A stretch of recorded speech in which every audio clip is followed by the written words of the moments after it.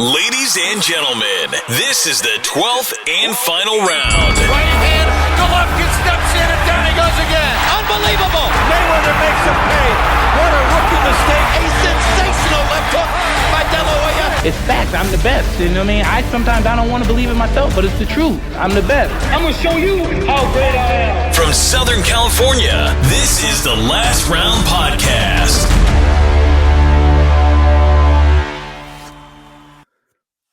Welcome to the Last Round Podcast bonus show. Today we have podcast royalty, the one half of the award-winning Fight Disciples, Adam Catterall.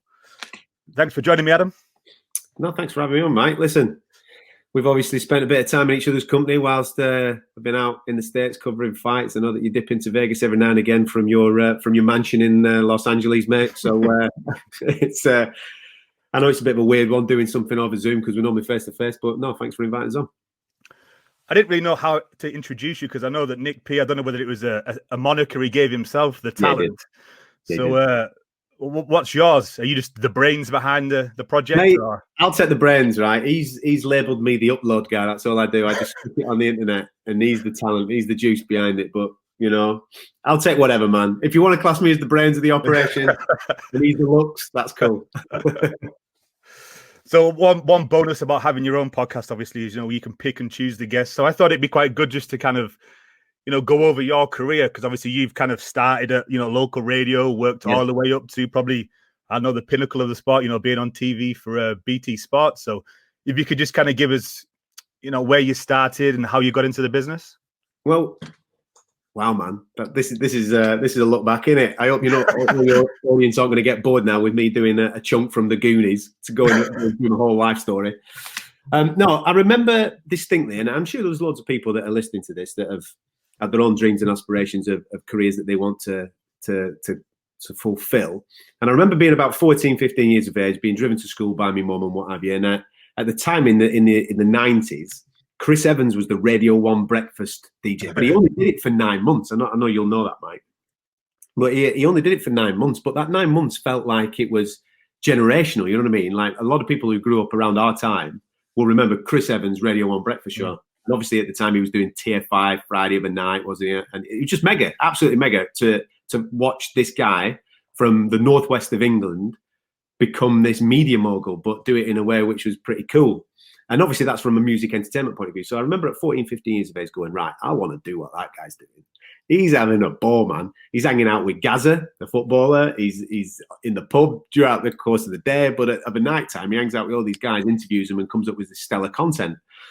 So I made a bit of a beeline to start to learn that process. How do you do it? How do you become a radio presenter? And I went in to my local hospital and I started doing hospital radio, playing like the Neil Diamond tracks to grannies that were obviously poorly and what have you. But I knew instantly, the minute I sat down, even though the music wasn't my music and I was talking to an audience that wasn't necessarily my audience, I knew immediately this is it. This is what I have to do with the rest of my life. I love it. Can't get enough of it. There's something about being live on air and something about just broadcasting and speaking and trying to paint a picture for somebody that can't see you, but paint a picture to create just some escapism for them. And I loved it.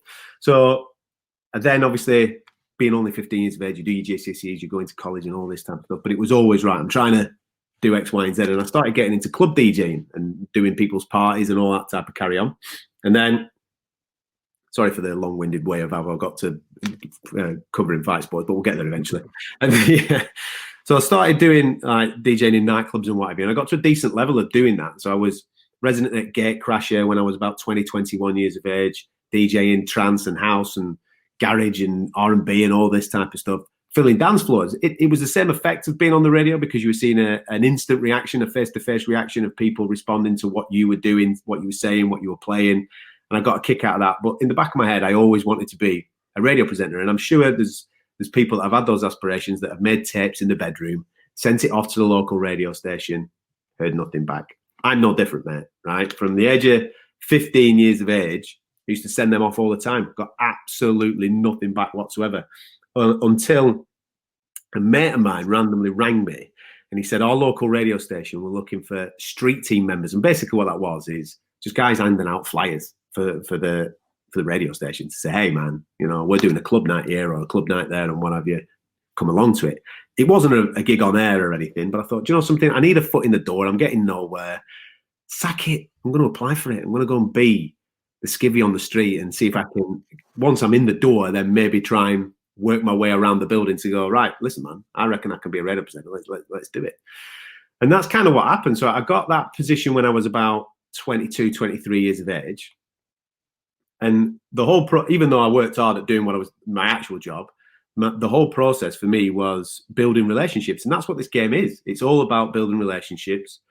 I obviously targeted, right, he's the boss. I need at some point to be able to have conversations with that person to get their ear a little bit and maybe get their advice. I would become a radio presenter. And I did that over a year. It took about a year before the boss of that radio station, and he's sadly no longer with us, is Brian Page, but he most certainly is a massive influence on my career. He's a guy that listened to my dreams and aspirations as a young guy, sent me away many times to make demos for him. And literally every time I thought I cracked it, I'll put the demo on his desk and he'd be like, nah, do it again. He must have made me do it about 10 times or something before it ran into Christmas. And you know what it's like. Everybody wants time off at Christmas. Whenever you listen to a radio station, all the schedules are all over the place at Christmas because presenters don't want to be there. They want to be out with their families and all that type of stuff. So it gives opportunities for new, hungry, young up-and-comers to maybe get a bit of a crack. And Brian came to me over Christmas period, and he knew full well he was testing me because I was playing at Gatecrasher at the time. The biggest night of the year for any major nightclub brand is New Year's Eve. He came to me, he goes, are you DJing over Christmas? So I said, yeah, I'm doing this and this. Like, Gatecrasher will put this on, I'm playing here, there, and everyone goes, all right. Do you fancy doing a radio show? I went, yeah, absolutely. He goes, New Year's Day, breakfast. And I went, are you taking the mick out of me or what, man? I was like, he knew full well I'd be in this, like, the location geographically, the station that I was on was in Preston, but I was DJing in Sheffield, which is about an hour and a half, maybe 2 hours, whatever, drive back. And he knew that I'd be DJing till what, 4, 5, 6 in the morning. Breakfast starts at 6 in the morning on New Year's Day. So I'm thinking, he's done this on purpose to see how badly I want this. And I just made that decision there. And then I thought, you know something, I might only get one crack. I might only get one shot at it. I'm just going to do it, man. And I played Gatecrasher. I negotiated with Gatecrasher that I could finish at 4 in the morning. Got in the car, drove back, did the breakfast show. Obviously, that show was probably the worst program I've ever done in my entire life. But the adrenaline carries you through it, doesn't it? You're absolutely pumped for it. And obviously, the Christmas period finishes, and then he phoned me up for a meeting off the back of the program. He goes, "All right, man, you've got something. Let's ride." And then a lad went on holiday in the April of that year. I covered his program like an overnight program, 2 till 6 in the morning for 2 weeks. And this is I learned immediately how ruthless this game is. That guy never came back to do his radio show because they sacked him. They went, right, this is our guy now. And they cancelled they didn't renew his contract. They put me on. And I suppose the rest is history because I went through that schedule very, very quickly at my local station. So I did overnights for about 2-3 months. I went on to the evening show, 7 till 10 at night. And then I was the breakfast show presenter. And that's where it really kicked off for me because I did breakfast for about 3.5 years. And from that point onwards, even though it was music entertainment radio that I was doing, I started winning major awards like national awards, going up against people like Chris Moyles and all those types of characters and building a reputation for the type of radio that I was doing. And off the back of that, I then took another chance. I quit. I didn't renew a contract after about 3.5 years because I wanted to get to Radio 1, even though Radio 1 had never promised me anything. That took about 9 months. Up sticks, went to London, lived in London, just doing voiceovers and various bits and bats. Got to Radio 1, did a couple of years at Radio 1, and then we got the Olympics, man. The Olympics came in 2012, and it were like, they were looking for presenters to do stuff in-house and all this type of stuff. And I thought, what an opportunity to be around something that I love. Because I'd never thought at the time, and I don't know whether you've had this, because we just had a little bit of a conversation before we started this recording about it being a hobby. And I always thought that because I love sport so much, and obviously fight sports in general, and I'd sit in the pub with my mates talking about it, you can't make a living out of that. because it's supposed to be a job in it. You're supposed to not like going to work. And even though I liked doing music, entertainment, radio, it was a job. It wasn't my life. I wasn't living it. I still had to go and research stuff. I still had to, I don't know anything about that. So I'm going to have to spend some time doing some prep for that. Fight sports weren't like that because my downtime was always fight sports or football. So you'd always be watching it, wouldn't you? And you'd always be taking in that information. So therefore, if anybody wanted a conversation with you about it, it was there. It was natural. So I'd never thought that I could do that for a living because it wasn't real work. Anyway, 2012 came along and I was lucky enough. I blagged my way in to cover the boxing. And part of the caveat of covering the boxing, because everybody wanted to do it, was, right, if you do the boxing, you have to do the table tennis, you have to do the weightlifting, you have to do the judo and all these stuff, everything that was going on in the XL arena at the time. So I'm like, yeah, I can do that. I just blagged it. Got there at the XL knowing full well, right, I know all about my boxing, so I'm going to have to do a bit of research on table tennis. Listen, everybody in the world of table tennis is from Asia, right? You pronounce them Chinese names, then South Korean names, then I'm thinking, I've absolutely stitched myself up here. But I got through it, had a whale of a time. And then at the end of that period of doing the Olympics, and then I got asked to stay on to do the Paralympics as well. Did the Paralympics. And I went away on holiday straight after for my brother-in-law's wedding. We went out to the Dominican Republic. And while I was out there, I said to my wife, I said, I'm never going back to music radio, because I've just fallen in love with this. This is what I want to do. And at the time, this is going to sound like a bit of a knobhead, but I had an agent at the time. And I phoned him from holiday and I went, do us a favour whilst I'm away. Just try and put the feelers out, see if there's anything going in sports radio or anything, and we'll discuss it when I get back. And literally, when I got back, Absolute Radio in London, which used to be Virgin Radio, wanted me to host like a football phone-in with Ian Wright, former Arsenal centre forward. And I thought, cracked it. This is where I'll start. And that's what it was. I started there. That then progressed into moving into TalkSport, where I am now. And when I got to TalkSport, I noticed that they weren't doing any boxing, any fight sports, or anything like that. So it was knocking on the door constantly. Let's do this. Let's do this. Let's do this. But because I had no real reputation in the world of fight sports, all my reputation was in music, entertainment, radio, and it was like, oh, here we go, a bit of a chancer, a bit of a guy that knows fuck all about it. Those opportunities didn't come. So I then thought, well, sod it, man. I'm gonna set something of my own thing up, and that's when Fight Disciple started. So obviously, I met Nick Pete. Do it randomly. He was a guest on one of my radio shows, and I thought, get on with this geezer, the guy that blags himself as the talent. Get on with him. We've got a good chemistry. We're coming from the same place, even though we have a little bit of a different view on various bits. And also, the main thing about that relationship as well, it wasn't just boxing. We were both big fans of MMA as well. So we could do something that wasn't being catered for. Aimed really at the mainstream audience, the guys that aren't necessarily fight sports fans. We wanted to talk to football fans to say, come to this sport because it's fucking mega. Come and enjoy yourself with us, and we'll try and help you along the way understand bits of it. All right. We didn't want to talk to the hardcore. We wanted to talk to that mainstream audience. And we've been at it now for the best part of 4.5 years, I think it is now. And that, without any shadow of a doubt, Michael, I can say everything that you're seeing me do now, the catalyst was Fight Disciples. No question about it. Setting up my own thing with Nick, that then made the mainstream media and the mainstream industry go, oh, hang on a minute. They do know what they're doing, right? Okay. And with all due respect to mainstream media, what they want is mainstream audience. That's where the money is, you know. The casual fight sports fan who is going to be spending their money on their pay-per-views, they want them, the football fans, to stay with boxing, to say, right, yeah, go on then. We'll give you some money for Dillian White. We'll give you some money for Anthony Joshua or whatever it may be. So that's where it all kicked off, mate. That's where it all kicked off, and that's where we are right now. Sorry for doing a full chunk on you, but we got. I think doing the research for you for this interview today was probably the most fun that I've had, because I just went into YouTube and I just typed in Adam Catterall just to see what videos popped up, and I don't know why you left Rock FM.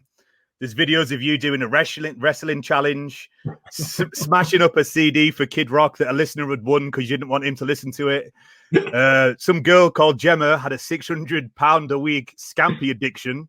Yeah, you getting wax live on air. You doing Steve Irwin impressions. That seems like a job for life, mate. Do you know something? I loved it, and there's loads of people that obviously trying to, I don't know, they get to a certain level or they get to a place in their careers, and they try to disregard all the things that have got them there. Mate, I used to be the voice of an animated fox on a bingo advert. You know, I've been the face of scratch cards for the National Lottery in the UK. Mate, I've done all those things. All those things have most certainly helped shape and mold where I'm at right now. And I kind of use all those things that I learned at Rock FM. I learned all those things. I brought them into the fight game, and maybe that's why it's working, because a lot of guys that have come before me have always been about the stats and the facts and and it's a lot of people treat sport as being serious. That's not why you came to sport. You came to sport because you loved it, because of fun, because you wanted to be entertained as fans. That's what you want. You know, it makes you feel a certain way. So why would you not want to showcase, as an interviewer, why would you not want to showcase the people that are obviously making you feel that? You want to showcase their personalities. You want they're much more than just a fighter. They're some of, dads, husbands, wives. Some of them are into some crazy little hobbies or whatever it may be. So all the skills that I used through music entertainment radio, being a bit of a knobhead, as you've just pointed out, is now kind of coming full circle, and we're putting them into interviews with elite level fighters. And I think the fighters are getting a little bit out of it as well, because you've been at these press junkets, mate. It's the same question after. And imagine being that guy where you sat there going, yeah, fight camp went really well. Yeah. And just constantly answering that question. Whereas some geezer comes along and goes, right, let's talk about fishing for a bit. You've been, you know what I mean? And you try to create a different angle. So therefore your audience gets something fresh out of that human being.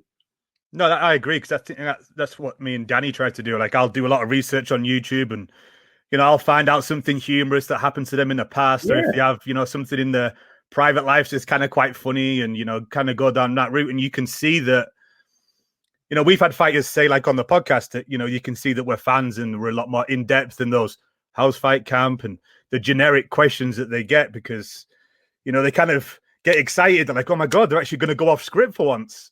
So yeah, well, and that is key, right? And you mustn't forget that, because I have this conversation with guys in the industry all the time.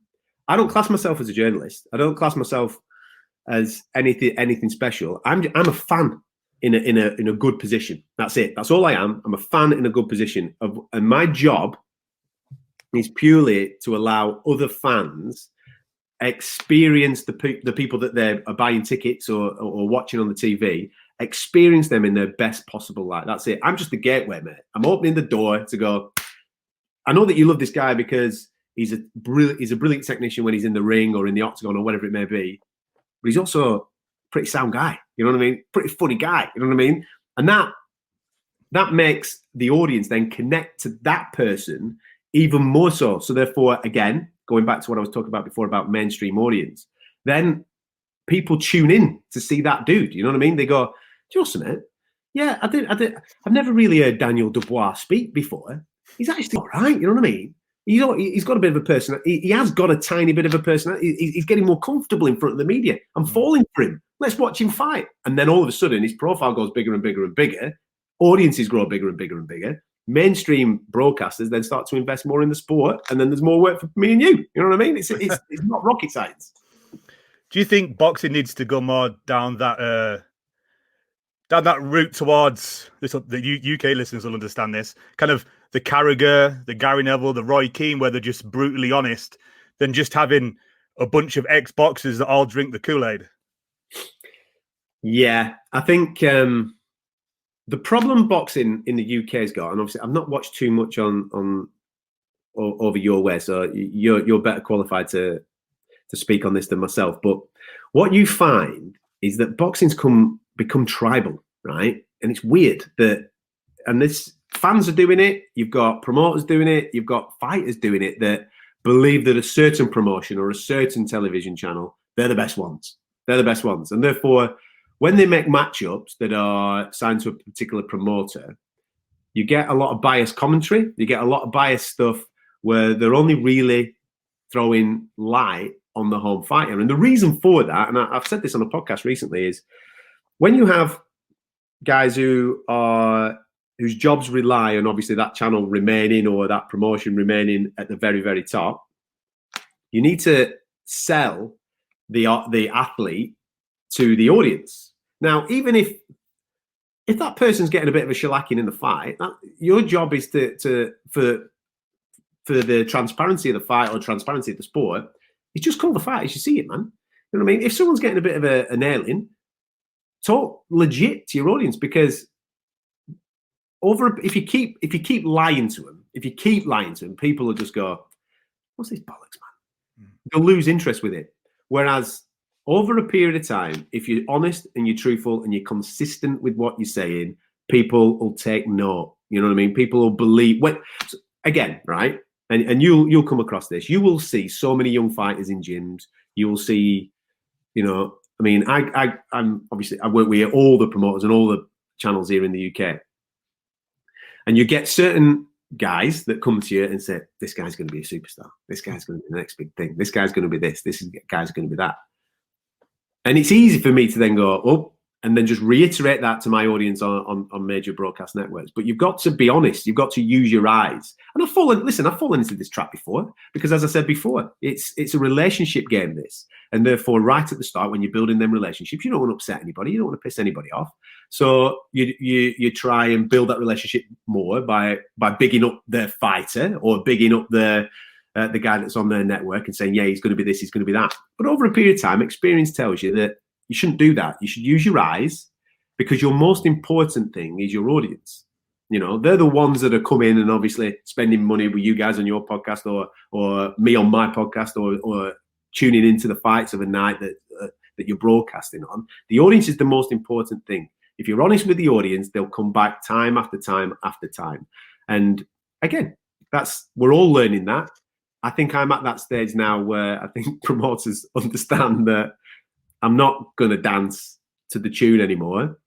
I have done in the past, and I admit that. But I'm going to call it for what it is. If someone gets a beating, someone gets a beating. It's as simple as that. And that transparency and that honesty holds you in good stead further down the line. And I just hope that major broadcasters and guys that are connected to certain promotions see that and do a little bit more of it, because it'll help the sport grow long term. That's one of the reasons that you started the Fight Disciples, right? I think you kind of said that on an episode before. Yeah, because when you've got to understand when you're broadcasting on a national platform, you are representing them. You're not representing yourself. You're representing them and their interests. So, for example, if a radio broadcaster has done a deal with a promoter, it is your job, obviously, to sell that in the best possible way that you can do, because your employer, the broadcaster, wants people to come and listen to your platform of this particular fight. And the reason why the promoter's gone with the broadcaster is because they want it selling as well. So therefore, you've got to talk favorably in a way about, this fighter, you know what I mean? He's one fight away from a world title, even though if you think that guy's never going to win a world title in your life, you've got to kind of push those narratives a little bit, because you're selling this to that mainstream audience. Okay. When you set up your own independent thing, nobody's holding a gun to your head to say X, Y, and Z. You can legitimately say what you want. And that's why Fight Disciples was set up 4.5 years ago. But even, as I said right at the start of this, Fight Disciples was the catalyst for me to really kick on in the mainstream.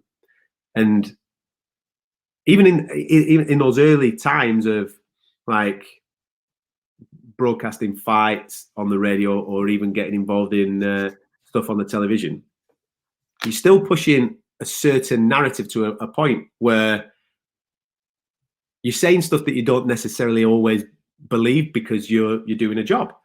Whereas now, again, experience and time, and obviously building your own reputation in a way where people have started to trust you and believe in you, and you can have the confidence of going back to the promoter or back to the broadcast and saying, listen, man, this narrative that you want to push, this ain't going to work well with the audience, because it's just going to backfire on us. Us saying that this guy's going to go on to X, Y, and Z. I'm not saying let's go on there and slag the dude off. That's not what we're all about.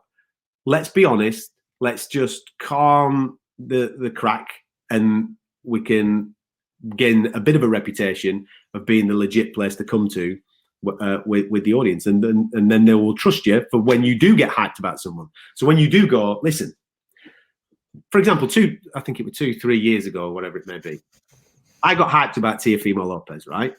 Proper hyped. And I said, this dude is going to wreck the whole of this division. And everybody's on me going, mate, you're talking shit. You're talking absolute shit. I said, yeah, but listen, all these other guys that have come along and I've said this, that, and the, who I'm supposed to be hyping to you, I'm saying, listen, just cool the jets on this guy, cool the jets on this guy. This guy's going to be amazing, right? And then he starts going through a few dudes and he runs into Richard Comey.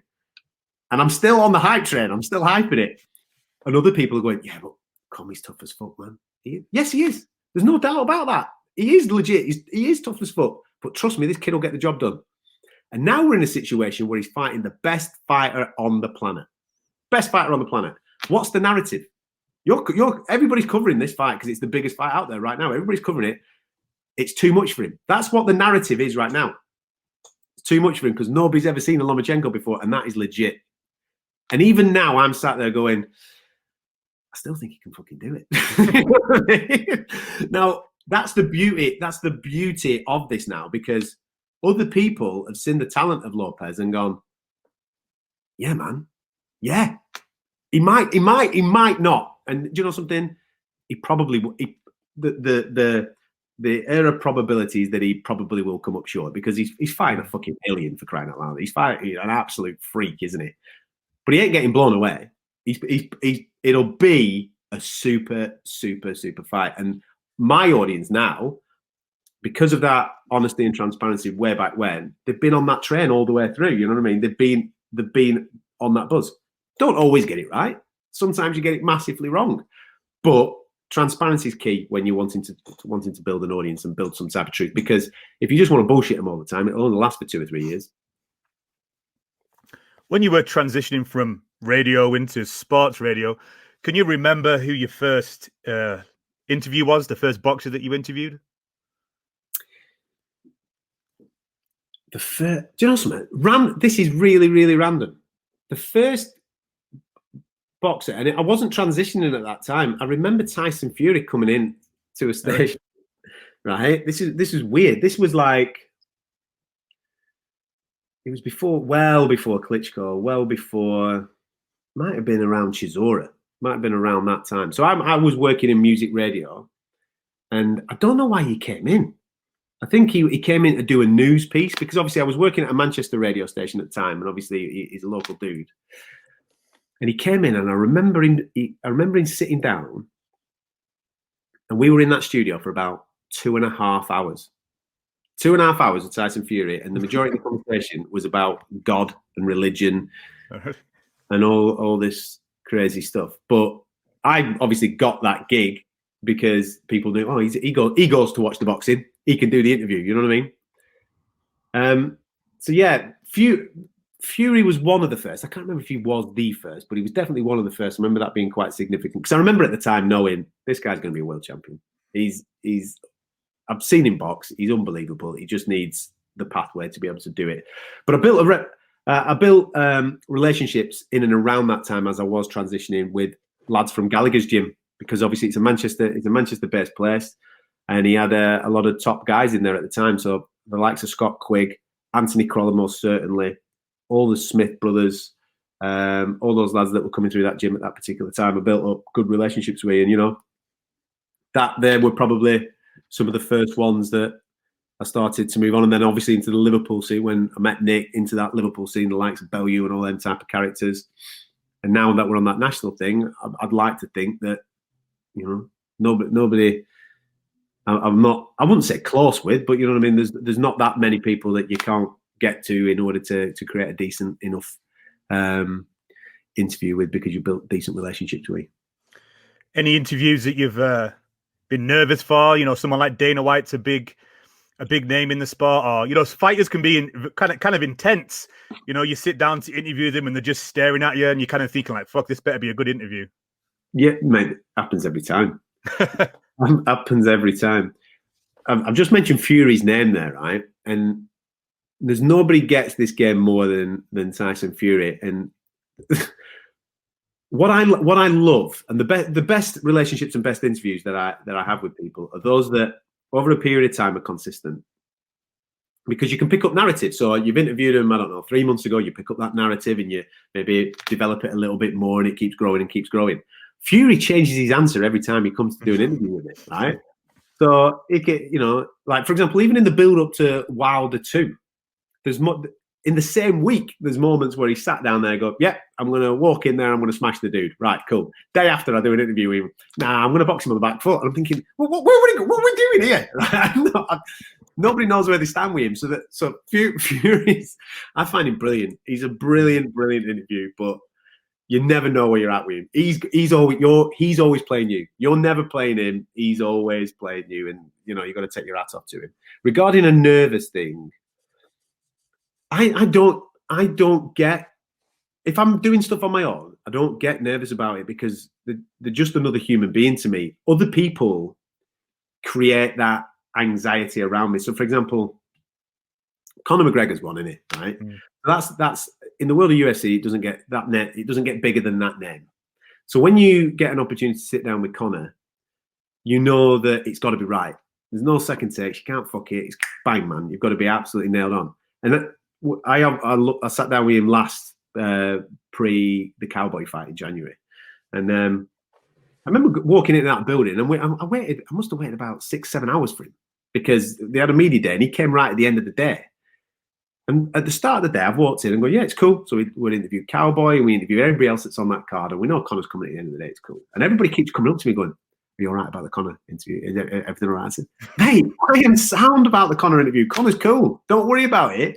Everything will be fine. But by the time Conor arrived, the amount of people that were in my ear from the UFC or BT Sport and all this that had gone, it's got to be right. This here. What you talking to him about? I said, I don't know yet. I don't know. They said, chill. They got you that ramped up to a point where you're thinking, 5 minutes before he walks in, you're thinking, shit, this better. I'll be right. Jesus, right? Okay, better get the old game face on. So Conor has that effect. Dana has that effect because Dana's another one that takes the narrative. He takes the narrative off you. He's brilliant. I find a lot of the guys in the UFC are a lot better media trained than the guys in the world of boxing because the world, the UFC's business model it revolves around that, doesn't it? And every single one of them comes to an interview. The majority come to an interview with a narrative of which they wish to push, and things go off on tangents. But no, when you say nerves or anything like that, no, man. I mean, sometimes language barriers can be a struggle because I'm from the north of England, as you are. Our sense of humour can maybe sometimes it doesn't translate with American audiences or various people like that. I remember interviewing Habib, and Habib's a funny dude, man. He is. He's a funny dude, and he's obviously an elite level mixed martial artist. But me cracking jokes on fight week when he's cutting weight and stuff, you know what I mean? That might not necessarily always translate, and you might just think, who the fuck is this guy? You know what I mean? So yeah, language barriers sometimes, but no. What's to get nervous about? You're doing an unbelievably fortunate job where you get to speak to some of the best athletes on the planet. I love it, man. I absolutely love it. The thing that I don't like is obviously with the pandemic that we've had, the amount of stuff I've had to do over screen because I'm missing out on the energy of being in the same room as people and having a bit of a chat that way, But it is what it is. Everybody's in the same boat, and we're just making the best of what we've got. For people that want to, follow your footsteps and come into the sports world as a journalist, when they do the interviews, do you recommend, writing some notes and questions, or do you just write an opener and kind of just build off their answers? You just said one of the key things there. I always, the night before any interview, I will spend similar to what you've just been saying there, right? I'll go through the history. I'll go through previous interviews that I've done with them. I'll go through things that they've said on social media or Instagram or whatever it may be, and then I will build a structure to an interview. Only one page of A4, just build it down and bullet points of little bits of where we could take a narrative of an interview, and there'll be serious bits in there, there'll be fun bits in there. Light and shade is very, very key. If it's all monotone, your audience are going to switch off. So give us a bit of fun, give us some serious stuff, give us them news lines, because you want them to say, listen, I'm going to kick the shit out of this dude, or whatever it may be. I'm calling out that. Whatever it is, build that narrative. But you just said the key thing there, Michael, right? All that goes out the window. And this kind of comes back to what I was saying before about this job being that hobby. Because you're around it and you live it and you're watching it constantly, you know these people. It's not like you're having to read something for, I didn't know that bit. You know what I mean? You know this stuff. You know these guys. You know their energies and those types of things. The key thing, which you just touched upon there, is listen. Too many interviewers don't listen. Yeah, have your structure at the start. This is my setup. This is the angle I want to push you down. Bang, right? There's my first question.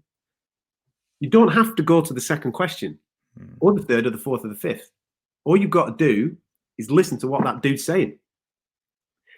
If you don't listen, you will miss maybe the gold that you had an opportunity to go and take by listening to what they say. Because as I said to you 2 minutes ago, the guys, especially from the UFC, they're very well media trained, and they might have an agenda. They might think to themselves, right, okay, I'm doing this interview with BT Sport today. Adam's doing it.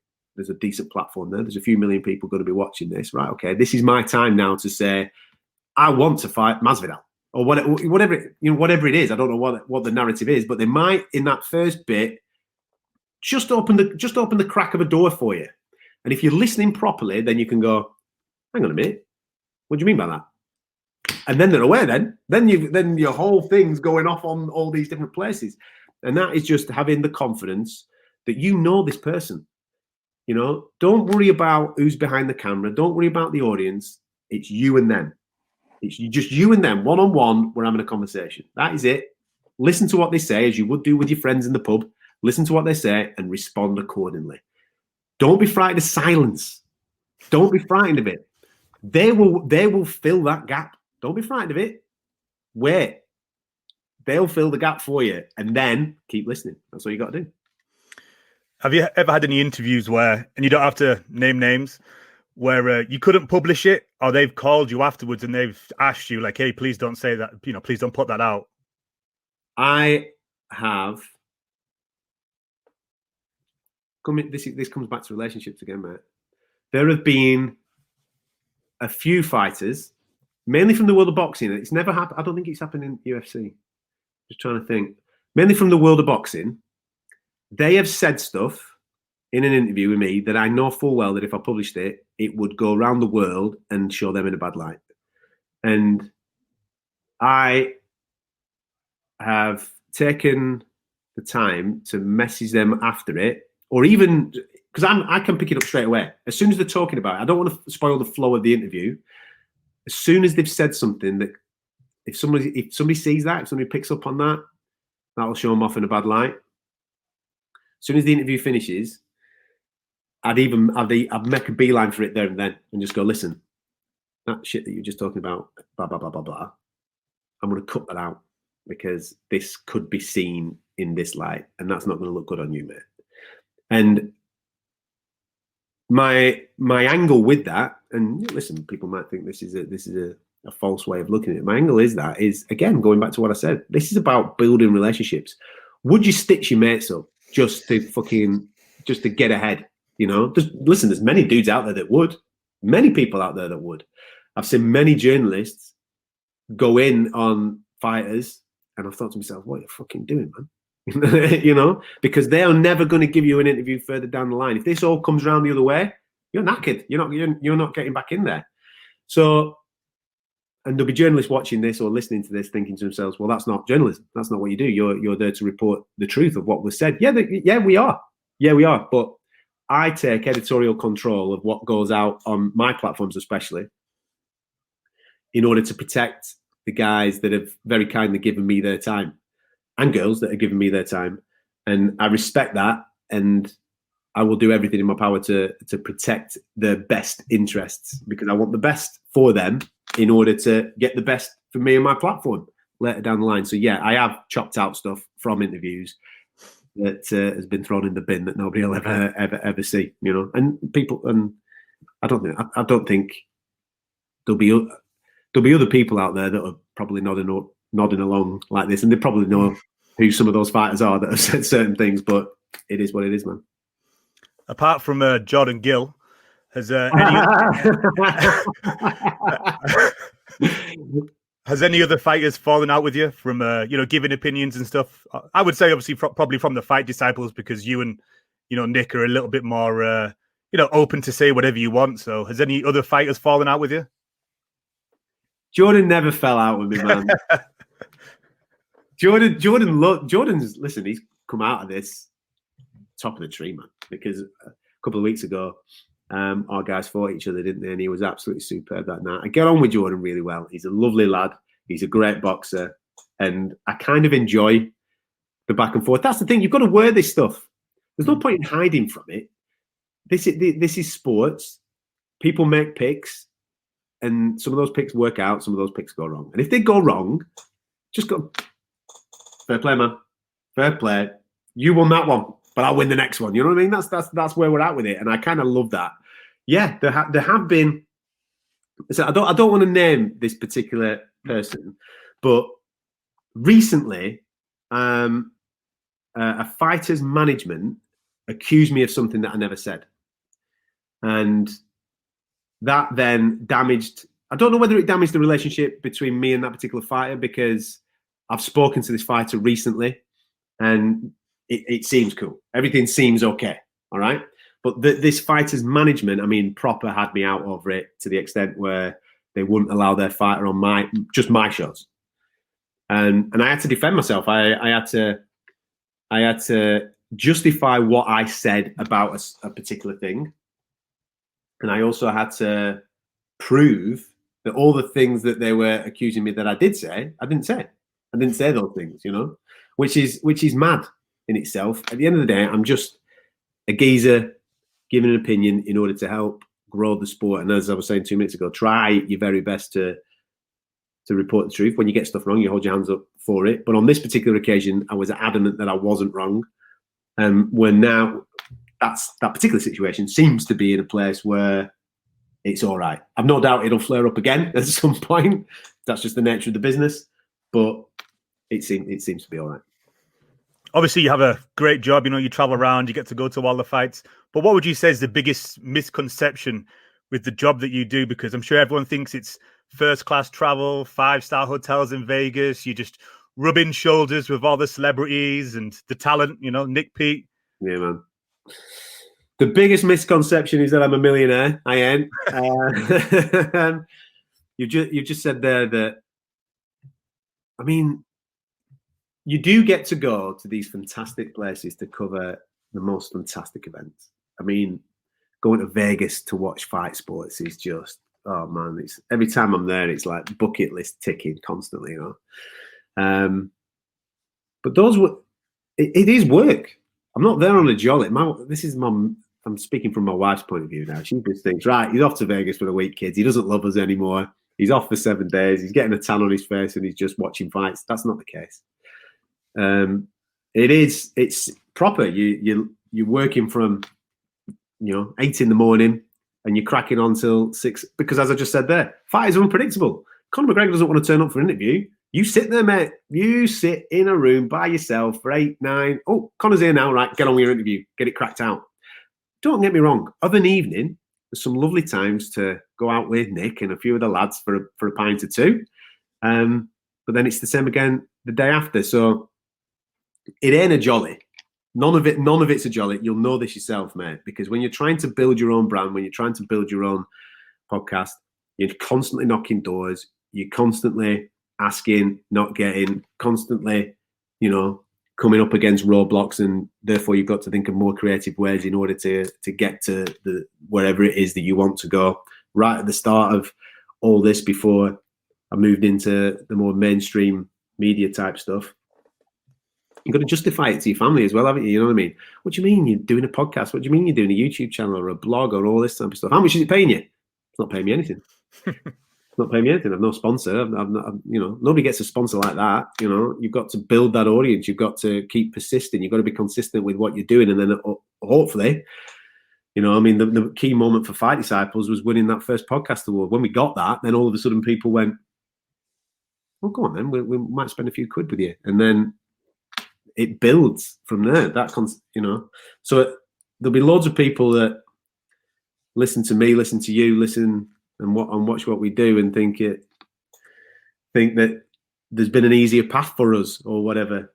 No, man, you've got to believe in what you do, enjoy what you do, love what you do, and be consistent with it and persistent with it. And hopefully it doesn't happen for everybody. I get that, but hopefully certain things do drop, which then make life an awful lot easier. But yeah, the misconceptions is that I'm just on holiday for 12 months of the year, which is far from the case, mate.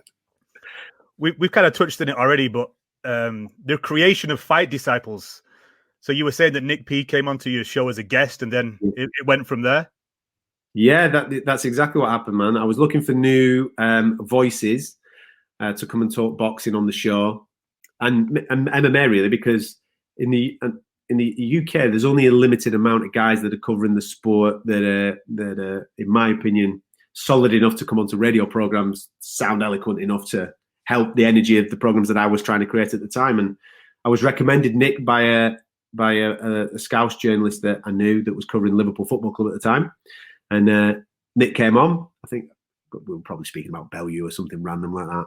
And the energy was good. I think he came on as a guest 2, maybe 3 times, and then he actually called my producer at the time and he said, "Is there any chance that I could have Adam's number? I could do with chatting to him about something because I want to do. I've got an idea for this and I've got an idea for that." And next thing you know, we went out for a beer, just a local bar in Liverpool, and Fight Disciples was born. Man, the idea was there, and he started spitballing about.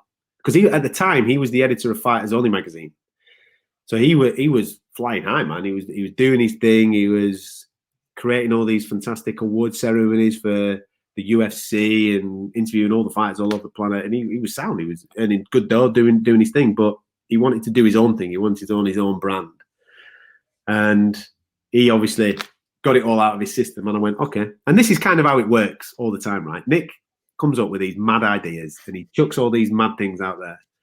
But because of the experience that I've had 20 years in broadcasting, whereas his experience has mainly been in print, I know how to turn that idea into something watchable or listenable. So he might come out and say, "What about this?"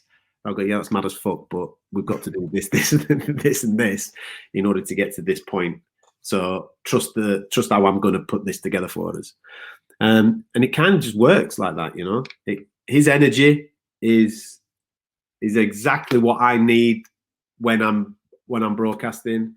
I know exactly what he's going to do. I know exactly how to team up, and he kind of knows exactly what I'm going to come to him with. And that's probably why it's worked a lot. You kind of have this imposter syndrome at the start of creating something like this, where you think, do people really want to listen to me talking about boxing or mixed martial arts? So therefore, at the front, if you go back to the right at the start of Fight Disciples, it's front loaded with a lot of guests. You have like all the Scouse fighters are on there week after week. There's a guest of which we're thinking, right, people want to tune in for them. People want to tune, and they do. Don't get me wrong, they do. They most certainly want to tune in to listen to Darren Till. They most certainly want to listen to Bellew when he was active and all these types of characters. But over a period of time, what I found out was on most listened to episodes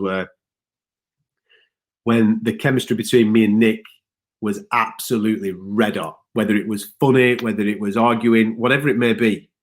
And that's what we concentrated on then. We sat down and said, listen, we don't need to go OTT with guests. This is about me and you now. This is about me and you building Fight Disciples as our thing and what we should be known for. And that's when it started to really kick off, when we concentrated on the strength of it, which is our chemistry. So yeah, man, he came on as a guest and he's not gone home. He's still here. The growth of Fight Disciples, where do you see it in 5 years? It's changed. The the brand's kind of changed because, as I said, when we started it, it was a case of wanting a platform for ourselves to be able to say what we wanted to say about fight sports. But in the back of my mind, it was always a showcase.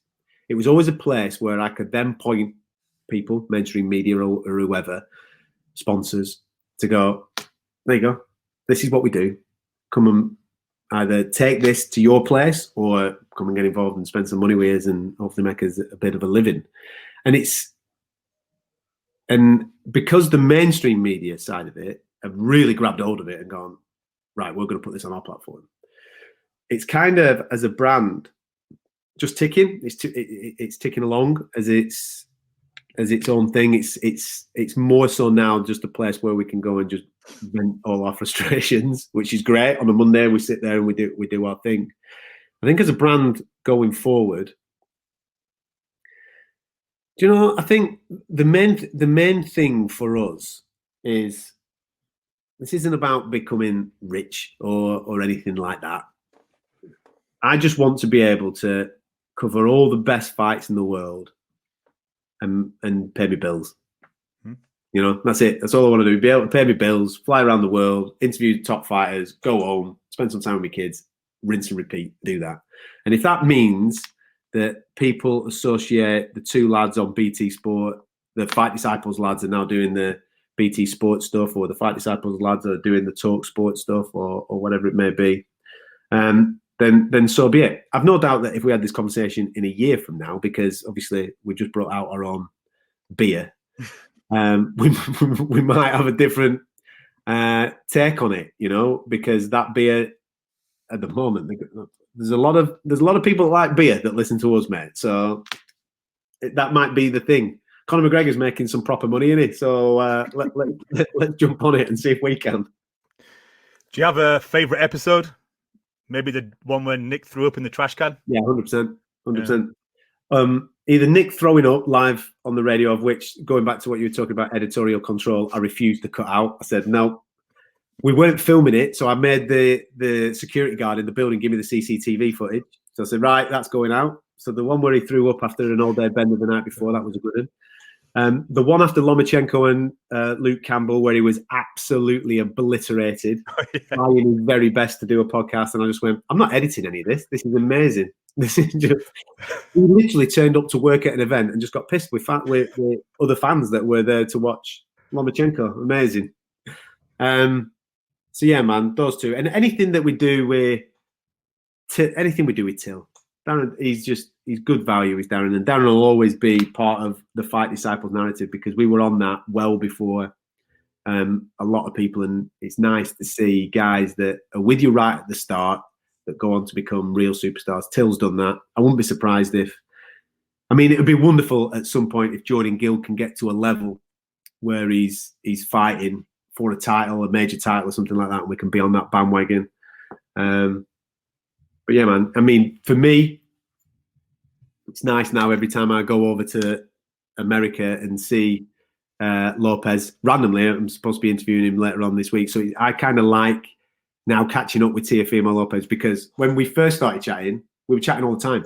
He was on my radio show every single week because he was a prospect. He was just coming through. Nobody knew him. Nobody in England knew him or anything like that. Now that he's who he is, it's nice to catch up. And I go, listen, I remember you when you were in fucking nappies, right? Stop this. You know what I mean? That relationship's quite nice to be able to catch up on those particular things. So hopefully the new generation that are coming through that we're speaking to on a regular basis have that, and we can continue those journeys with them. Obviously, you cover MMA and boxing. Do you feel that as a journalist, you have to be more knowledgeable when you're covering the MMA, because you have to obviously kind of tell people what's going on, the different techniques, where in boxing, you've got a jab, a hook, a straight, an uppercut. So do you think it's a kind of like a different audience altogether? Yeah, it is a different audience. And as you've just said, you do have to have knowledge on more skill sets, because we've been doing quite a lot of commentary recently on the radio. So stand-up games and kickboxing and various bits like that to a fan from where we're from is second nature. But understanding chokeholds, grapples, and wrestling bases, and where people are doing mad stuff from the world of Brazilian Jiu-Jitsu. You've got to educate yourself on that. And I'm lucky that I work with Dan Hardy on the TV, you know. So every day that I'm with Dan, it is a lesson. And it's not like he sits down and it's teacher pupil type stuff. I just listen. Again, going back to the interview side of stuff, picking up, watching fights with a fighter and listening to them talk about that fight is the best education anybody can ever have. There's no doubt about that. And I'm lucky that I get to do that with Dan. I'm not there yet. I'm not fully at. I couldn't sit here now and call every single maneuver, especially when it comes to grappling. But that's the beauty of it, man. We're all learning, aren't we? We're all going in a certain direction where we're wanting to get better, and that's most certainly things that I'm working on a day-to-day basis. Eddie Hearn seems to have a current love-in with Dana White. What do you think boxing can take from the UFC model? Loads, man. I think if you're a fan of both, you'll understand how frustrating boxing can be at times. There's too many belts. I mean, these are all things that boxing fans will go, yeah, but let's be honest about it. There's too many belts, too many promoters, too many TV channels, too much bullshit. Whereas I know that the business model from the UFC is completely different. You've got one singer, one song, right? And what he says goes, or what the organization says goes. And I get that the fighters in the UFC are paid an awful lot less than the guys and the girls that compete in the world of boxing. Fair enough. That most certainly needs to be reviewed. But I think from a fan experience point of view, the UFC have nailed it. The fans always win in the UFC, whereas I don't think the fans always win in the world of boxing. From the experience of going to the arena where you sat around waiting for fights to take place, then a floater comes out and it just drags and drags and drags. When you go to an arena, it should be like theatre. You go to a UFC event, it's like, whoa, crap. It's one event, bang, next event, bang, and it's just slick. And before you know it, you've watched 8 fights and you're thinking, fucking hell, where's time gone? Yeah. That's what that experience should be like. In boxing, it's not always like that because you've turned up for 9 times out of 10 the main event, haven't you? That's what you've turned up for. Yeah, of course, UFC fans turn up for a juicy main event, but they know full well that the first card on the prelims could be the fight of the night. They know that because of the way that things have been matched and just the way that the UFC position certain things on their cards. Boxing can learn that. They need to get better with matchmaking. They need to lose this interest in undefeated records. Floyd Mayweather sold it, didn't he? He absolutely sold the beauty of keeping your own and making the most amount of money. And that's what a lot of boxers look at. Mayweather's money, Mayweather's life. What did Mayweather do? He was undefeated. We need to be undefeated. Well, no, actually. No, you don't really. He was just an anomaly that were out there. I think if you're involved in entertaining fights, if you're giving the audience more bang for their buck, they're more likely to come back the next time and pay to watch you fight. You know, we've all got our favourite fighters. We've all got those guys that we love to go and watch. We've also got those guys that we've got an opinion on where we're going, yeah, I can see the talent. I can see how good he is. And yeah, he's undefeated, but he's boring as shit. I'm not going to go and watch that. You know, we're here for an entertainment point of view. So I think boxing needs to take those learns from the UFC. And we're kind of learning even more so now, aren't we, in this pandemic, where I think I made a comment the other day where Josh Taylor defends his title on the 26th of September. I know Cal Yafai defended and lost his title to Chocolatito in February. But out of the current British world champions, not one of them has defended the world title this year. Not one. This calendar year, not one. And only Taylor's got a fight booked. I know we're talking AJ for December, but nobody's got fights booked. Terry Harper's the female champion that we've got. She defended against Natasha Jonas. But all the guys, all the men, they haven't defended the world titles as of yet. You cross over to the UFC, they've got 12 world titles up for grabs, both men and women. 10 of those titles have already been defended. Habib's booked for October, the lightweight title. We had an interim title fight, but the full title's on the line in October. And Amanda Nunes, who has already defended a featherweight belt this year, is going to defend a bantamweight belt in December. So all of them are going to be defended. in a pandemic, no fans in arenas. You know, I know it's a different business model. I know that, and I know that they've got more power to be able to do that. But boxing should look at it, and it should be saying, right, this is the road that we need to go down. It's looking like, and I think you're blessed with this, Mike, over your neck of the woods, that America seems to have started to realise it a bit, and they've started to just start to put a few shows on. 26th of September, you're getting then Charlo boys fighting some proper fights. They're proper fights that a lot of people are going to be excited about. You've got Teofimo and Lopez going at it 17th of October, haven't you? And a few others are starting to be rumoured where you're going, that's a good fight. That's a good fight. I just hope over here in the UK that they go, we need to get Joshua out, man. We need to get him out. We need to do the Pulev fight. We need to do this. We need to do that, because if they don't, they're going to lose a lot of fan base. People are just going to go, I'm into fight sports, but during the pandemic, there were no fight sports for me to get stuck into. So I started, oh, hang on a minute, what's this UFC stuff? Fuck, well, this is mad. This is a bit of me. So when they come back to boxing a couple of weeks later and they're being served up shit, they'll go, this isn't for me anymore, man. I'm going to go and watch Khabib against Justin Gaethje, because I know that's going to be a proper fight. What's your opinion on the news that Dana White, who seems to be a goddamn genius, has just purchased 10 acres of land in Vegas to build a hotel and an arena so the UFC can be 100% self-sufficient? Not daft, is it? Not daft. If you look at, they have a full understanding of content with the UFC, and in the world that we're living in right now, if you own content, fucking hell, man, you are just laughing your nuts off. If you have got good content, you can sell it for whatever price you want to sell it for. And of course, when you start something off, you need assistance in order to get eyes on your product. So you need television platforms, you need other social media platforms and various other things like that. You need to go to certain sites in order to put your events on, because that's where traditionally fighters and fight fans go to. For the UFC to have their own facility to be able to house fighters and fans, whether it's to have their own octagon at the Apex, I mean, that facility is unbelievable. If you've not been, mate, go. It's absolutely mad.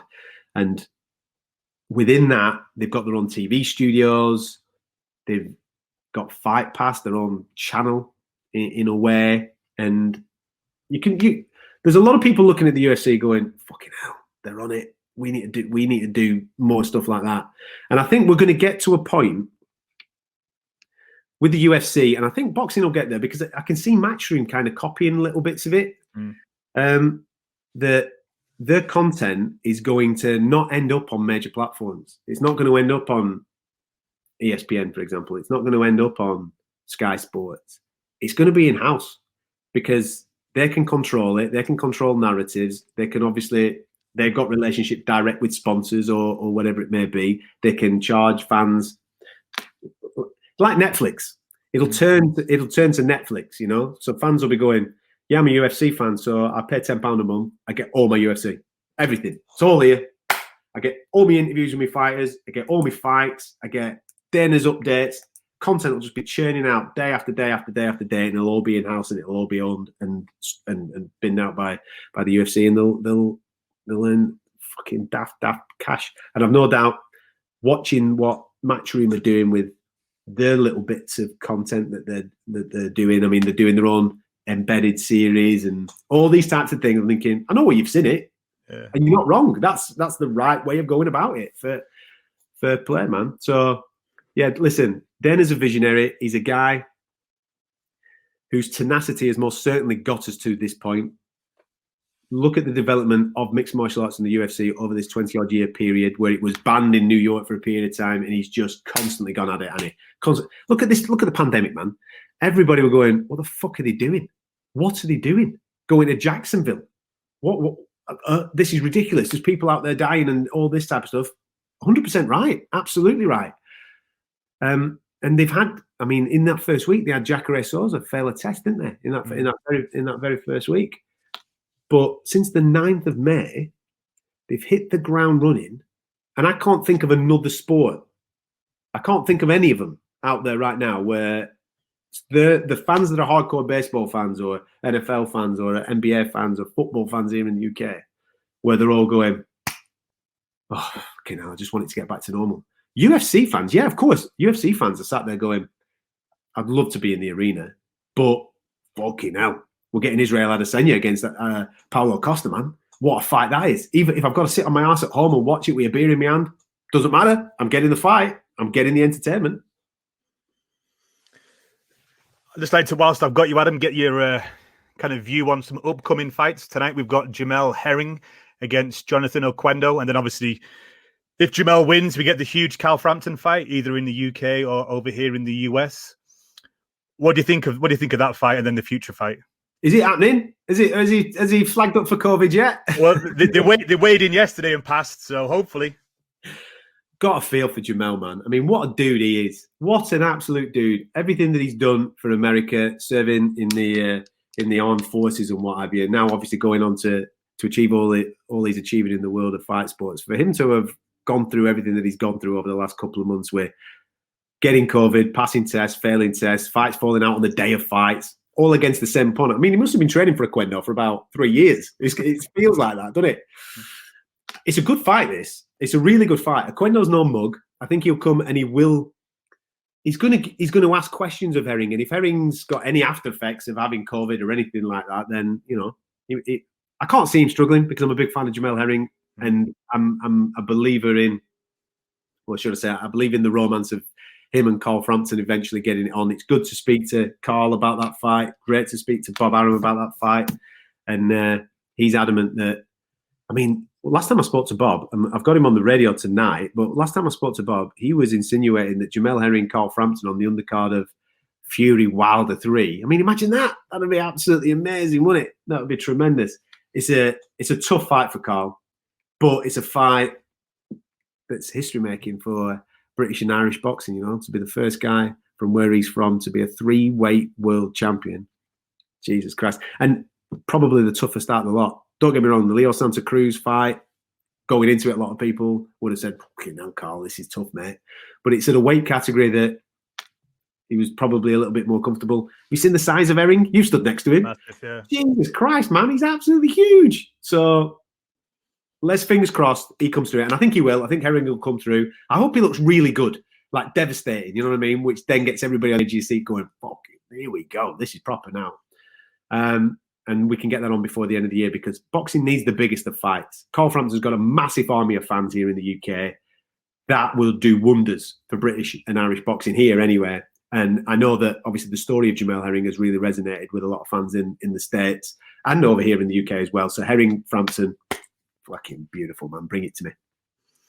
Canelo, do you think we'll see him this year? What's going on with him and DAZN?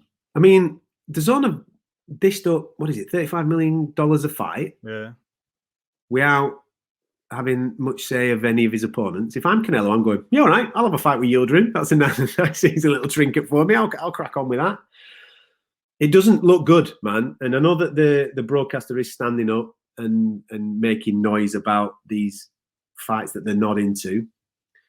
But have they not made the bed? I don't know. I don't know the legalities of that situation. My instinct would be that we won't see Canelo this year, which is a bit of a shame because despite my thoughts on him and his clenbuterol and his hair follicles and all this Mexican meat nonsense, still the biggest name, isn't he? He's still the biggest name. He's still got the biggest following. And even though all those things that I've just said, he's still elite level, man. And we want to see it. We want to see him against Smith, Billy Joe Saunders. We want to see him in with these. I mean, I'd even want to see him in with Triple G again. You know what I mean? Why not? Why not? Just give us the biggest fights. My gut instinct, though, and you'll know more, Michael, being over there and being around, obviously, DAZN and what they're doing. My gut instinct is that we won't see him, which is going to be a real shame. Because it looked like they were going to obviously stick him in with an English opponent because they were going to launch DAZN in the UK at that time. So, you know, obviously it made sense to stick him in there either with Callum or Billy Joe. So, yeah, that was due for the start of May, wasn't it? But then it all kind of fell through. I've not heard much about whether they're regarding a new date for DAZN in the UK. That'll be interesting if they still go with it. But I'm not interested in the Yildirim fight. I'm sure you're not either. I mean, Yildirim got absolutely starched by Eubank Jr., didn't he? I know that we have, mandatories and rankings for a particular reason, but let's be honest, them rankings are all over the gap, aren't they? You know what I mean? The WBA have just ranked Sergio Martinez after a little knock in bloody Barcelona. Jesus Christ. So, God knows. Wilder Fury 3? Do I think we'll get it? Do you think we'll see it? Because obviously Wilder seems to have just disappeared. His social media, there's no training, there's none of his usual, speeches and shouting at Fury to create some kind of atmosphere. Do you not like that, though? I like it, but there isn't any of it. So is Wilder coming back? Is he is he just mentally not there? He's just recovering? Stealth. Wilder's gone full stealth. I like it. Yeah. We only saw him when Dillian White got knocked out, didn't we? He popped up, little Polish phrase, and then cleared off.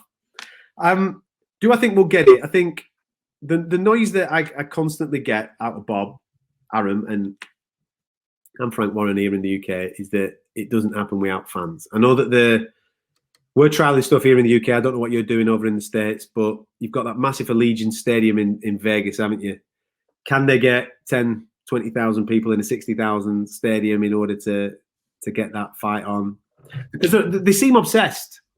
Every time I speak to Bob and Frank about it, the second fight, the first one in Vegas, was a record breaker when it came to the gate. I think they did $18 million on there, you know what I mean? Which obviously takes care of a lot of those purses for those heavyweight boys. And without that money, where did they recoup it? But I think, in fact, the more I think about it, it probably can't happen without fans, because as a pay-per-view model, do fans get pumped up for a third fight when the second one was so conclusive? It was if it was the second fight where it's Fury rising from the dead and and a lot of American fans thinking that Wilder had won, you could probably flog it as a massive pay-per-view. You could probably charge an extra $5 or an extra £5 for it. Here we go. Has he got it? Can he stay away from that right hand or left hand for 12 rounds or whatever? But because the second fight's happened and he was so dominant, man, he was just unbelievable to be there and just go, what the fuck are we watching? This is unbelievable. I don't know. The appetite for the third one isn't as thirsty as it was for the second one. So I think they do need to have fans in there. Hopefully, sorry about that. Hopefully, the trials that we're having in the UK with audience coming back, filters to America, you can get a few people in there, because unless Saudi Arabia come along and go, all right, we'll allow fans back in now. Here we go. We'll give you a few quid. We'll give you a nice little site fee to compensate for the full arena not being there. I would love it to happen this year, mate, because I think, as I said earlier on, we need the biggest names to fight in order to move the sport on. And we also want the opportunity to see an undisputed heavyweight champion, don't we? We haven't had one since 1999. It's ridiculous that the best don't fight the best. Politics get in the way of all these crazy things. And as Brits, we're in a really unique position where, I mean, if they both come through, if AJ comes through Pulev, if Fury comes through the Wilder fight, look at that. We've got all the belts in Great Britain. That fight should happen. Regardless of who's promoting who and who's eating off whoever's plate, that fight should happen, and it should happen very early on in 2021, hopefully. Luke Campbell, Ryan Garcia? Mate, the golden boy like Garcia. What's going on there? It's a real test, isn't it? I mean, we're going to find out whether the hype is real or not, because Luke Campbell, I don't know, maybe a lot of fans over in the States have looked and gone, got beat off Linares, got beat off Lomachenko. Listen, at the time, Linares was one of the pound for pound very, very, very best. And if Luke Campbell doesn't go down in the, first or second round it was, and there's maybe another round on it, he was in the ascendancy in that fight. He gave a great account of him. It was high level, high risk chess against Lomachenko. No great shame there of getting outpointed by Vasyl Lomachenko, who was superb on the night. Luke was very, very good on the night, but he was most certainly beaten. Ryan Garcia, young, fresh, believes in himself, talks the talk. We're going to find out whether he can walk the walk. I'm going to back the Brit. I'm going to back Luke Campbell to do it, because let's not forget, this geezer is an Olympic gold medalist. He's got the pedigree. He is legit, Luke Campbell. But Ryan Garcia has been impressive up to this point, hasn't he?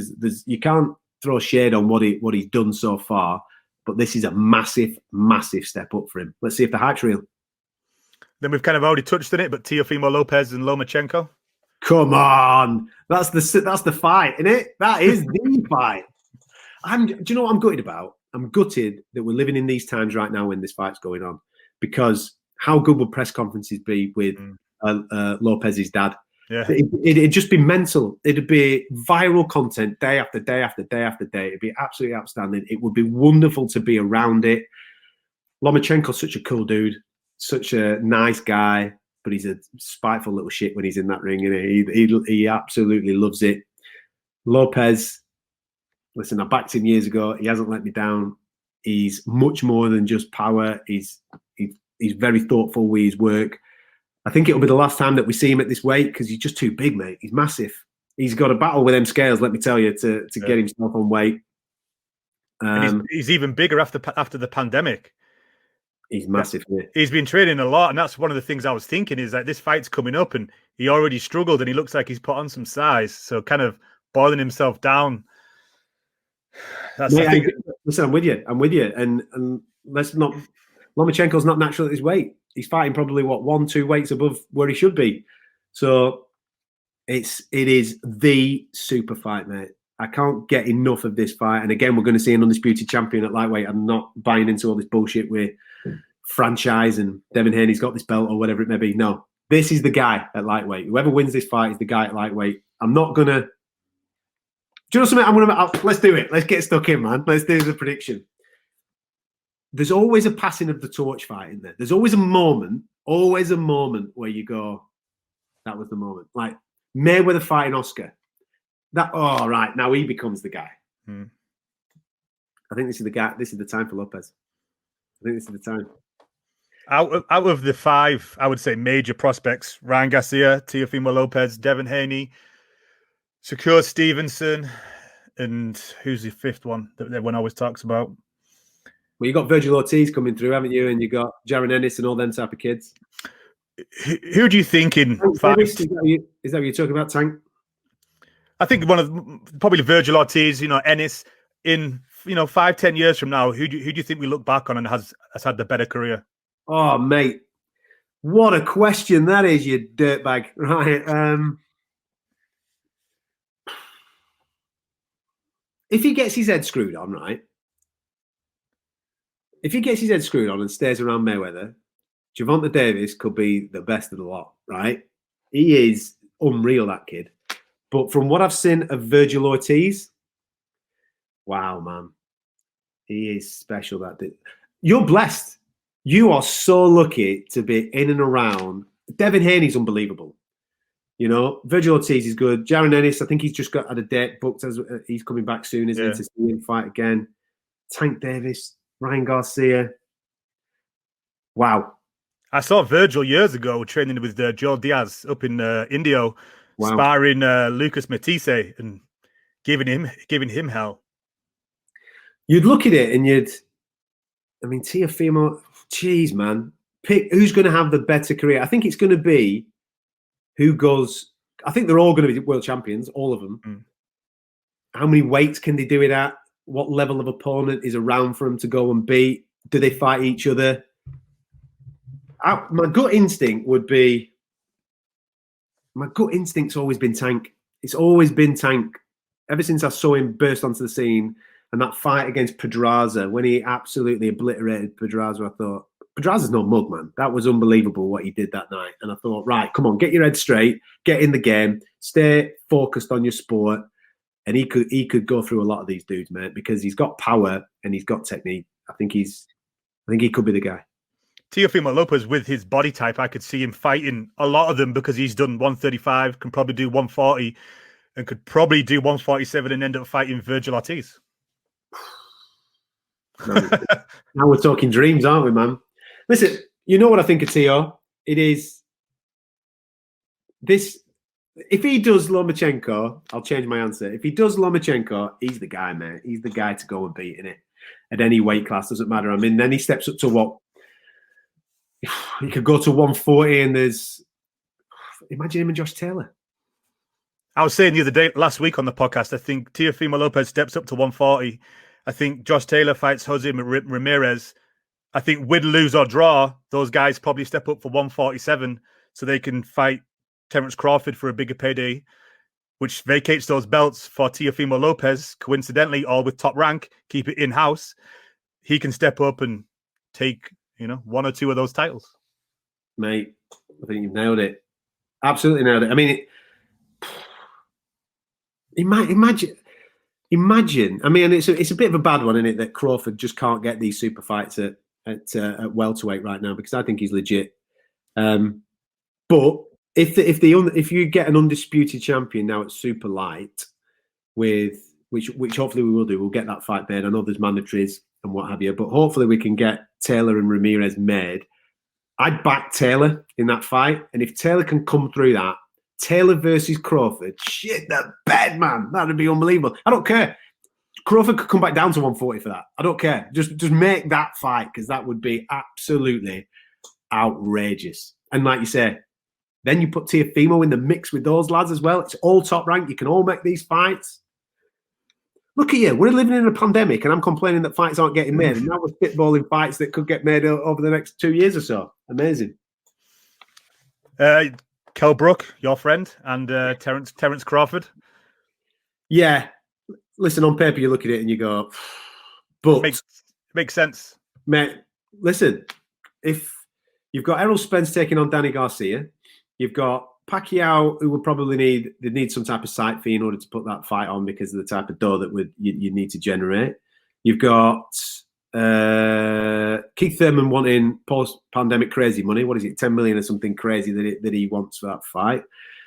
I'm trying to think of the other 147s that you could probably get. Everybody at PBC, they don't seem to want to match him up with Terence. So you look around at everybody and think, right, who's the best of the rest? Who can Terence Crawford go and fight? And you look at Kell Brook, former world champion at 147. Listen, it's not sexy. You want Terence Crawford in with the best of the best, and the best of the best is, for me, Errol Spence. That's what you want him to be fighting. But everybody else, they're not available. You can't make the fights. It's weird. Mikey Garcia won't do deals with Top Rank. So you've got to go and get the best of the rest. And the best of the rest at the moment, you can market former world champion Kell Brook.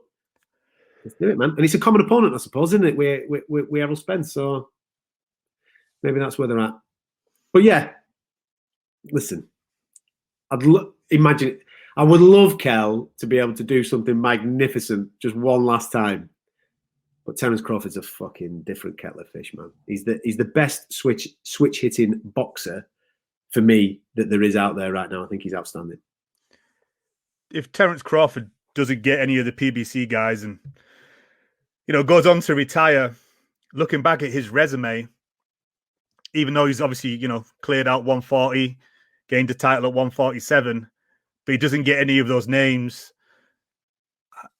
In your opinion, how do you look back on that career? Because obviously, you need to build up a resume of bodies, shall we say, to be able to really judge how good he is. Looking at him and looking at the style that he has and how good he is, and he is good, but he just doesn't have any of those big names on there. It'd be disappointing, man. It'd be disappointing. Everybody needs those defining times, don't they? Everybody needs that that defining moment where the world, I mean, the boxing guys, everybody in the world of boxing knows.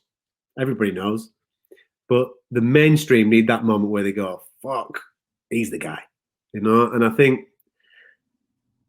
sadly for Terence, when he was at 140 and he became undisputed champion, the stellar names weren't there, were they? You're looking at it and you're going, oh, well, the big names weren't there. That's why he's gone to 147, because the monster names are there. Pacquiao's there. I mean, I know he's getting on and he's ready for running for president at the Philippines, but he's still the biggest name. I don't care what anybody says. He's still the biggest guy. There's still the biggest pay-per-view draw. Pacquiao's still there. Errol Spence has obviously gone abroad, beat Kell Brook, put in some nice, solid performances. He's had that, I know this is going to sound bad, but he's had that car crash, which probably brought him to the attention of even more people from a mainstream point of view. And they're interested now, oh, that car crash guy's fighting next. And he's fighting a real good opponent in former world champion in Danny Garcia. You want to see Terence Crawford, though, in those fights. I have got a feeling, mate, that we're going to be having that discussion in 2 or 3 years' time, where we're still going to be saying, is Terence Crawford going to fight X, Y, Z? Can we get that fight with X, Y, Z? Does Terence have to make a promotional decision? Does he have to say, okay, Top Rank can't get me this fight? And don't get me wrong, he's been brilliant for Top Rank. Top Rank have looked after him really, really well. I'm sure he gets paid really, really well, and he's achieved all these fantastic things. But if I'm Terence now at what 32? 32, I think, yeah. 32 years of age. If I'm Terence now, I'm sat there and I'm going, my legacy needs Errol Spence. My legacy needs Pacquiao. It needs Thurman. It needs something. It needs something, because the fans decide at the end of the day, don't they? And I know that they don't pay his bills, but if he can go and get Pacquiao, which is probably the most likely out of them all, right now, because Bob's got an all right relationship with Pacquiao. If he can go and get Pacquiao and beat Pacquiao, then all of a sudden the fans will go, Terence Crawford's the guy. You get more noise then for him, don't you? You get more noise for Terence Crawford. And then all of a sudden, hopefully, someone like Errol Spence, who has to take control of it himself, he then goes to Al Heyman, he goes, let's make the fight, man. Top Rank and PBC have been doing bits recently together, haven't they? They did Wilder Fury together, so we know that they can work. So come on, let's get that fight on, because the last thing you want to be doing in 5 years' time is looking back going, shoulda, woulda, coulda. People like Billy Joe Saunders might do the same thing. Those types of guys are going to be doing the same thing. Elite talent that could compete with the very, very best, but did they do enough to make the super fights? Well, only time to tell. Do you think Crawford needs to take a stand and, just call them out, kind of WWE style, just stand in the ring, demand it? You've been around him. It's not his style, is it? He's a hard interview. Yeah, well, he's just here for fighting, mate. He's just here for fighting. He's not here to entertain us. He's not he's not that mouthy dude. He's not, the WWE guy. He's not Floyd Mayweather. Maybe because I've had conversations with fighters in the past about stuff like this. Talent alone doesn't necessarily get you to the level that you want to be. You've got to be of interest to the fan, haven't you? You've got the fan has got to buy into what you're all about. I remember an interview that I did with Colby Covington last year, about the persona that he created. He created this character in order to become more interesting. And look at where he's at right now. All of a sudden, his UFC career went boom, right through the roof. And you see certain fighters getting, rocking that microphone that progress at a quicker rate than fighters that are probably technically and better than them in the ring or the octagon. He probably does. He probably does have to get mouthy. He probably does have to, start turning up at people's fight. I know we're living in this pandemic time, so we can't do that, but we need to start. And to his credit, Terence, I see him at a lot of fights. I see him at a lot of events. He's always at every Top Rank event. Yeah. He just needs to get on that microphone more. He says, do you know something? I'm getting fed up. Everybody's saying that I'm running from Errol Spence. Bullshit. Errol Spence is taking fights with Danny Garcia. Fight me, man. I don't give a shit if there's any fans in the arena. Come and fight me. Let's get it on. Because the welterweight division deserves it. Look at all the killers that are in there. They can't just keep dancing around each other and keeping it within PBC when you've got this stellar fighter that holds the WBO trinket, and he's just sat there waiting to get in and amongst that smoke. Talking about being good on the mic, Daniel Dubois against Joe Joyce. Yeah. Stop letting them chat to each other. That's what I say. It's a great fight. I just hope the noise has always been, well, it can only happen if fans are back in arenas. The noise here in the UK is that fans will start to trickle back into arenas. So hopefully we get it at the end of October, or it's looking, because of the broadcaster that they're on, it's looking more likely that it'll be knocked back to November, because the UFC have got Habib and Justin Gaethje on the 24th of October. And that's the date that was scheduled for Joyce Dubois. So I think it's going to get knocked back 2 weeks. But it just has to happen, man. It has to happen this year. Regarding them two going back and forth with each other, people attempting to get them to trash talk and all that type of shit, stop it. There's no need. You don't need them two to trash talk. We know that they're not naturals at doing that type of thing. If anything, you're making things worse. Stay away from it. But as a fight, geez, man, what a wonderful, wonderful fight for both of these guys at this stage of their career to to really make a bit of a stamp on this heavyweight division. And if everything goes to plan from a Frank Warren point of view, then you never know. Daniel Dubois might be fighting someone like Alexander Usyk for the WBO heavyweight championship of the world next year. If AJ and Fury can get made and the WBO are being weapons or whatever it may be, and they don't allow them to do it for Undisputed because they want to do mandatories, and AJ moves on because the fight that we all want to see him involved with is obviously Fury. You never know, man. Boxing's a weird world, isn't it? You never know how things are going to pan out. So hopefully we get Dubois Joyce first and foremost. Let's get that out of the way, and I'm sure the boys will deliver on the night for us. Were you surprised that Joyce took it with, his age? Because if Dubois loses, he can, build and come again. Where Joe Joyce, really, he's going to have to go straight back into a big fight because obviously he's a lot older. You're right, but again, coming back to parts of conversations that we had moments ago, boxing needs to learn from other fight sport organisations. The best need to fight the best. We need evenly matched guys. We've just seen Joe Joyce knock over a geezer that wasn't fit to be in the ring with him. We've just seen Daniel Dubois do the exact same thing, fighting a cruiserweight, for crying out loud. What's all that about? These guys are perfect. Right now, yeah, Joyce is older than him.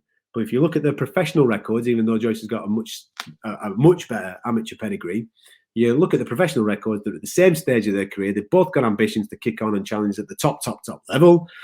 There's a lot of noise about one, a lot of noise about the other. Match them up. This is it. Why are we frightened of these undefeated records? Joe Joyce, if he gets beat, it's how he gets beat, of which then determines his next fight, how he gets beat. If he gets smashed in one round, which won't, I don't think it'll happen. He gets hit, yeah, he does, but he can take a dig. He's a durable dude, and he can dish out a bit of power as well. Don't forget that this is a guy that's fought Usyk and pushed Usyk around, in the WSB or whatever it was called. This is exactly what should be happening in boxing. These guys at this stage of their career, they should be putting it on the line. They should be risking it. They should be going, right, lads, I want this, and I've got to go through this guy.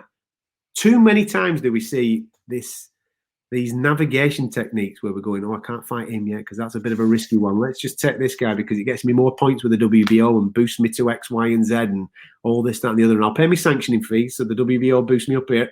Get to France, man. Give me the proper fights. Let's have a proper yardstick. And this is it. This is a great yardstick. And I think kudos to both guys, both teams, for going, I can smash him. Let's go.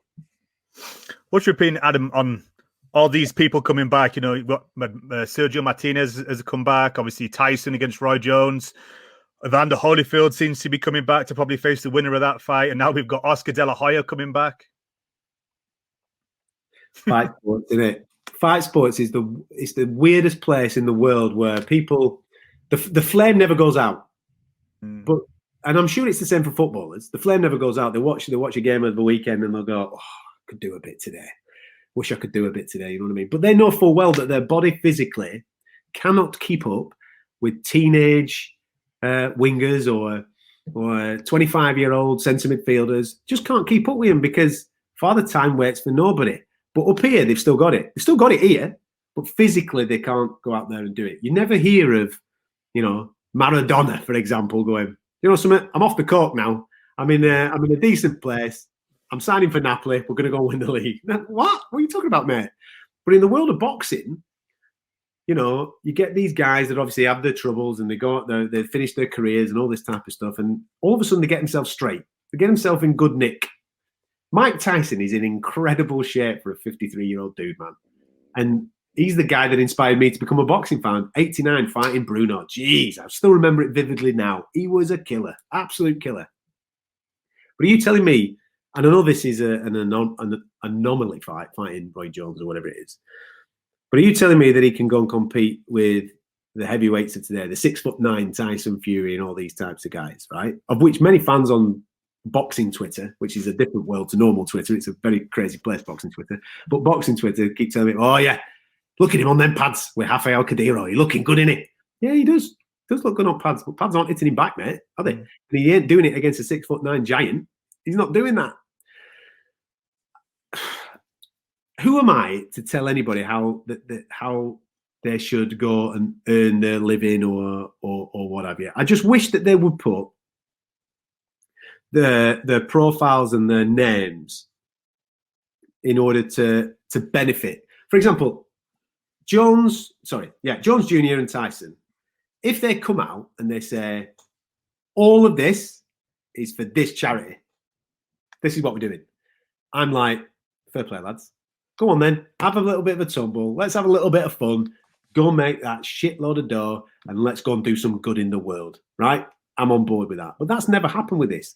There'll be people out there going, well, Tyson said that he's going to donate his purse. What's his purse? I don't know what his purse is. Because this streaming service are paying shitloads of dough. How much of that's going to Tyson's purse? How much of it is going to... I don't know. I don't know the financial aspect of it. But if they all came out and went, we're doing this for charity, sweet as enough. The Oscar De La Hoya one's mad. Because Oscar's there, what is he, 47 years of age, and he's going, I want to fight the top guys. They're not like the top guys of my generation. I want to go and fight the top guys. Hang on. What weight are you thinking of fighting at, Oscar? And I've seen anything from 147 through to 160.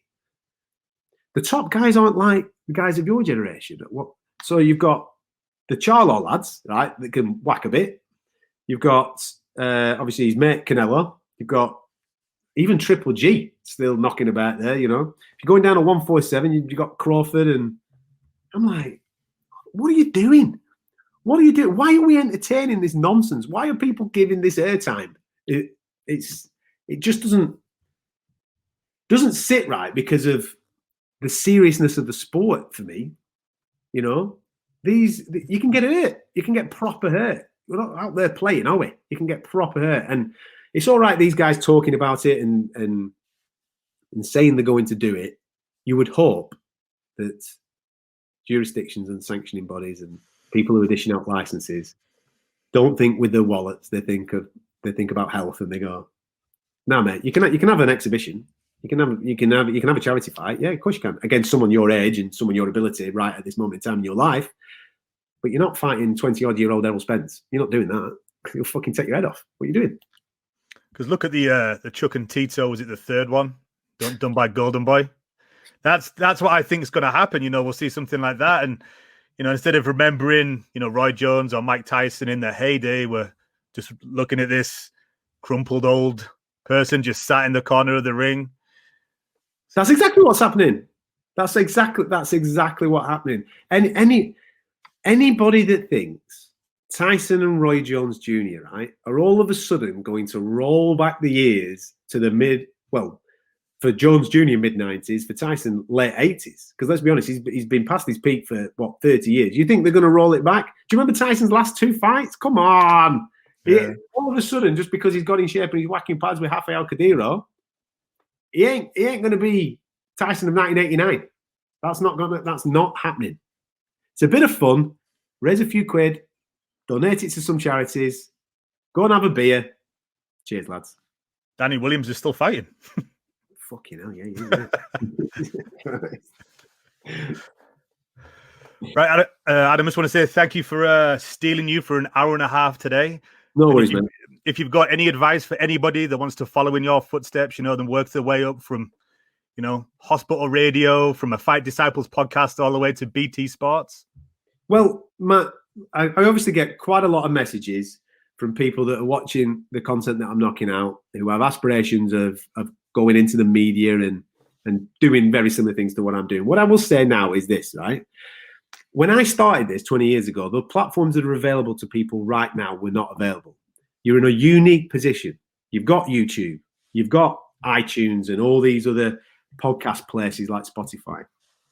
You've got the internet of where you can set up your own website and create your own blog. You can do anything. All the platforms are there for you right now. You don't need to go and work for a mainstream broadcaster straight away. If you're like I was, sending your tapes off or sending whatever it may be and getting no's, don't get disheartened, because life's like that. Life's full of that. Life's full of those bumps in the road. The geezers that get to the top are the ones that hear no several times, but keep persisting until they get that yes.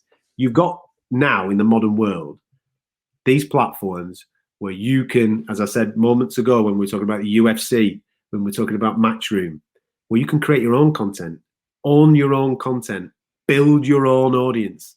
Once you do that, the evidence is there for the mainstream media to start picking up on people that are living in those spaces to bring them over. If you want to do that, you might get into a situation where sponsors think we're gonna make what you're doing financially viable for it to become your career. I'm sure a lot of your guys over in the States are familiar with the Schmo, yeah? Yeah. Come across the Schmo. That dude is one of the nicest guys I've ever met in this game, right? I met him years and years and years and years ago, and he was down on his luck, banging his head against the brick wall, trying and going nowhere, absolutely going nowhere. And then all of a sudden he has the press conference where he stands up, does the Schmo thing in front of Dana White, talks about the 162.5-pound division in the UFC, boom. And then Dana gives him an interview the day after, and away we go, right? Years and years and years and years of trying and perfecting his talent and perfecting his craft and perfecting his act led to that moment of where now he can start to shine in the spotlight. Look at that dude now. Look at what he's done. You're probably only familiar with him over the last 12 to 24 to 36 months of what he's been getting up to. But that lad's been doing that for a long, long, long period of time. My story. A lot of people who are covering UFC are probably only familiar with me for the last 12 to 24 months. As I said at the start of this, I've been at this game for 20 years, man. It takes time. There's a lot of work that you've got to do in the darkness before you can shine in that spotlight. Take note of what people like the Schmo have done, for example. Take confidence from that there's been a lot of no's in his life along the way. But when the yes comes, you'll be fucking ready, man. Take that opportunity and run with it. And like I said, just keep persevering, keep going at it, and keep loving it. If you don't love it, if you're doing it trying to get rich, you ain't going anywhere. Do it because you love it. The money will follow you. It's funny you say that. I sat next to the Schmo at an event one time, and I was like, "Who the fuck is this guy?" He was just like dressed up with crazy outfit on and his glasses, and I thought he was foreign. I thought he was just from like Eastern European or something like that. The way he was dressed. Mate, like I said, when he's not in Schmo mode, and you have a normal conversation with him, he's such a lovely guy, very giving with his story and what have you. He's such a top dude, and when you come across guys like that. And then you see him do his thing, you think to yourself, man, absolutely. You want people like that to be successful. And he's fucking hell, man. He's absolutely killing it. I was watching something yesterday where he's just rocked up at Bisping's house. He just sat in Bisping's kitchen, like having an interview with him. I'm thinking, this is fucking mad. Absolute crazy shit. But built that reputation. People trust him. And now all of a sudden he's absolutely dominating the space that he's in. And for anybody that listens to this that doesn't know about the Fight Disciples, Adam, if you want to tell them where they can find it. We're on iTunes. You can get all our podcasts on iTunes. Fight Disciples is what you look for. Our website's fightdisciples.com if you need an Android feed for like Spotify or out like that. And we just started trying to utilize the YouTube platform. We've only just started. We've only got a small subscription on there at the moment. But what we're doing is taking clips from the podcast, the major discussion points, because what I've found is via iTunes, for example, there's no way for fans to interact with that. You can't, write comments of the talking points, really, can you? But on YouTube, if you put the actual clip up, comment section's there. Sometimes that's good. People agree. Sometimes that's bad, and people get stuck in and give us a lot of shit for it. But at the end of the day, this is a community, isn't it? We're trying to build a community of like-minded fight fans that want to talk about fight sports and be interested in fight sports. So we've started utilizing YouTube as well. So Fight Disciples, that's where we are on there, mate. We're at The Last Round 12 on Twitter and Instagram. Thanks again, Adam.